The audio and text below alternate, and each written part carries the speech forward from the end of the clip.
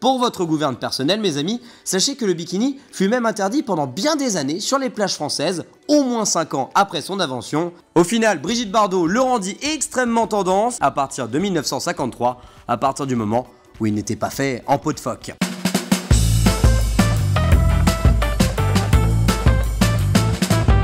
La culture, c'est comme un Bermuda. On est dans l'entre-deux au final. Plus c'est court, plus ça se rapproche du short, plus c'est long, plus c'est un pantalon.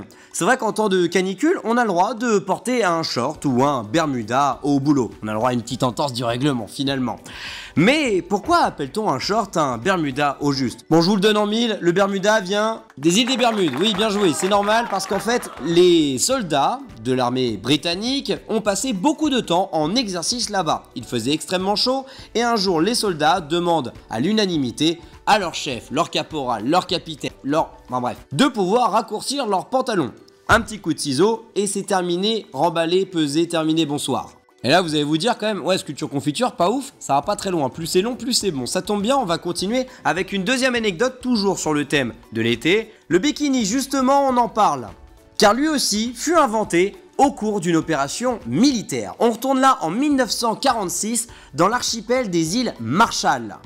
L'atoll de Bikini précisément, perdu au milieu du Pacifique, entre Hawaï et les Philippines. Un tailleur français était en gros présent durant les essais nucléaires de l'US Army qui voyait les femmes retrousser leur maillot de bain pour mieux bronzer tout en regardant leur marin d'homme en train de faire péter des grosses bombes atomiques. Le tailleur français rentre dans sa petite paillote le soir et imagine donc un maillot de bain permettant de mieux bronzer. Il imagina donc un triangle relié par des ficelles pour la culotte et un soutien-gorge avec ces mêmes ficelles.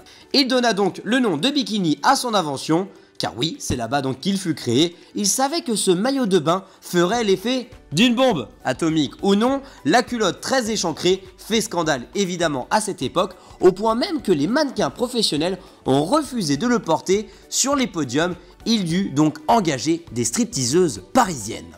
Pour votre gouverne personnelle, mes amis, sachez que le bikini fut même interdit pendant bien des années sur les plages françaises, au moins 5 ans après son invention. Au final, Brigitte Bardot le rendit extrêmement tendance à partir de 1953, à partir du moment où il n'était pas fait en peau de phoque.